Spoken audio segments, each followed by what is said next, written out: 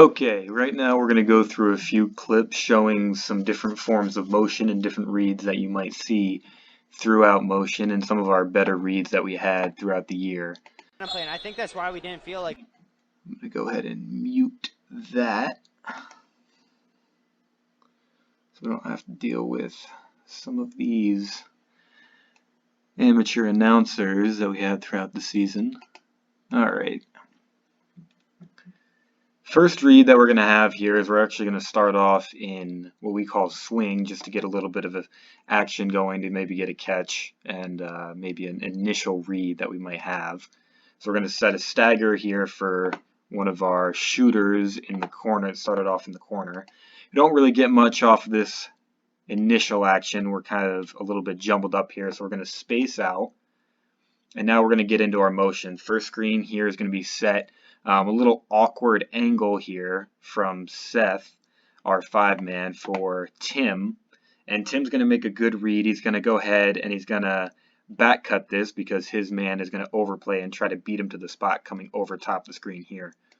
So by doing this, by making this read, he's going to force both the help man and his defender to go with him, at least take 1 or 2 steps, which is going to allow for a second cut for Seth, who has proven to be a pretty effective 3-point shooter throughout the season. So both of them are going to go with Tim, who was Conference Player of the Year, so it makes sense that he's going to draw a lot of attention. And by making that simple read, by him making that read, it allows for Seth to get a wide open second cut 3, which is a big part of our motion offense right there. So just going back and going through the whole clip again, we're going to start off with this stagger away. Don't really get much out of it, like we said. And we're going to space out, try to get back into motion here. Set this screen. Tim's overplayed. Both those guys go with. Seth steps out. Easy catch, easy shot. That's good offense right there. The second clip here, we're going to see the first read is going to be a read here for Gunnar, and he's going to make the correct read. He's going to go ahead and pin this back. We call this a pin read, where you're not coming off it, you're not going to curl, you're not going to back cut necessarily, but because your man is trying to overplay it, maybe we try to change the angle of our screen, and we might get an open 3 here by pinning back behind the screen here. Kyrie, number 11 in white, is going to try to overplay this read. He's going to try to beat Gunnar to the spot again, and Gunnar's going to go ahead and pin that back. So he comes over, Gunnar pins back. We don't necessarily get that look here, but then we're going to get Tim on a second cut, easy catch, and now we're into our motion offense. So that's the first read right there. Second one right here is going to be just a simple down screen, and Seth is going to go ahead and read that his man right here is going to try to blow this up. He's going to go with Seth, and that's going to tell him that he should go ahead and curl to the hoop. He's not going to try to beat him to the spot going this way, going under the screen to where Seth would come back. He's going to go over the screen with Seth, and anytime that your defender does that, you're going to want to go ahead and tight curl and try to get to the hoop. At this point, it's going to put 0 here in a bind. He either has to help with this curl or he's got to stay with his man. If he helps with the curl, 11, Zach, our point guard, is then going to go ahead and second cut and get a wide open catch, maybe for a shot or maybe for a drive on a bad closeout. If he stays with Zach, that's going to be a wide open curl for Seth, and that's what ends up happening here. He's going to stay with his guy. Seth's going to go ahead and make the right read and curl to the hoop. Tim sees this right now. He's looking at it. He sees that Seth's guy is playing over top, and we're going to get a nice curl to the hoop for an easy 2.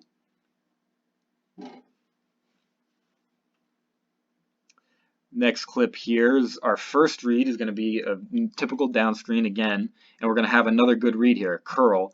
Now we're a little far away right now to actually see or be able to make this pass, but Chris is actually going to get pretty open on this curl because his guy is going to go over the top and there's not much help from number 32 here. So Chris is going to go ahead and curl. He takes a step, which is fine. Alex being pressured, our point guard is being pressured out top here. But then Gunnar's going to go ahead and second cut, and because Chris is open and their defender does take a step or 2 to help, Gunner's going to get an easy catch to get into our motion offense. While that's happening, on this other side, Seth's setting a pretty good screen here for Tim. And this isn't, again, necessarily one of your typical motion reads, but because we set a really good screen, that's all it takes sometimes to get a guy open, and then you get another guy open because of that, because it forces the defense to help. So I'm just going to go ahead and rewind this a little bit. Good screen set here. Best player in the conference is coming off, so there's going to draw a lot of attention again. But because this good hard screen is set by Seth, both of these guys are going to end up going with Tim because of lack of communication or simply just because he draws a lot of attention.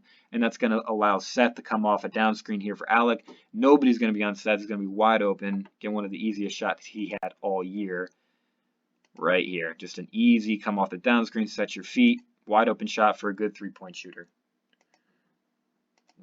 Rewind that real quick so you can see the whole action. There's the first read, second read, good screen. That's all it takes. It takes one good screen, one good read to get a wide open shot in motion.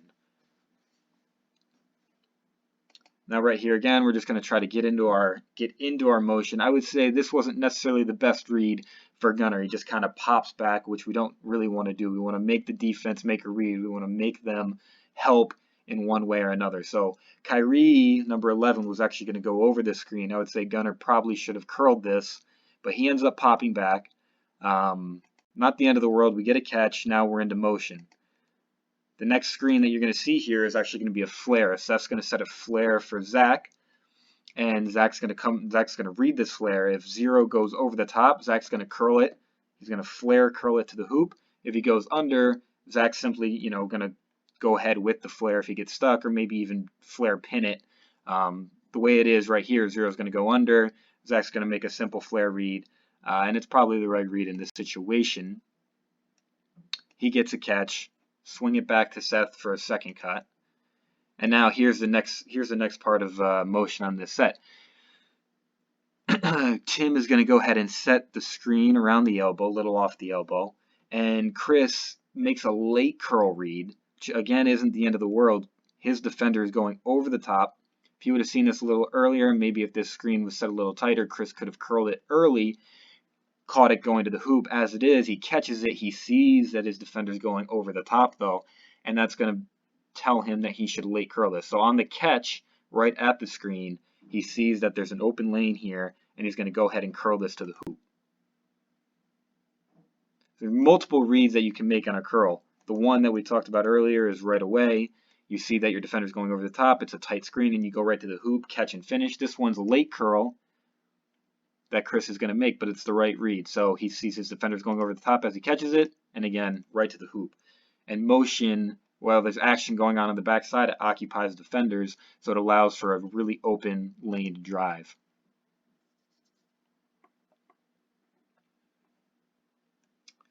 Here's our first read again. It's going to be a really, really good curl.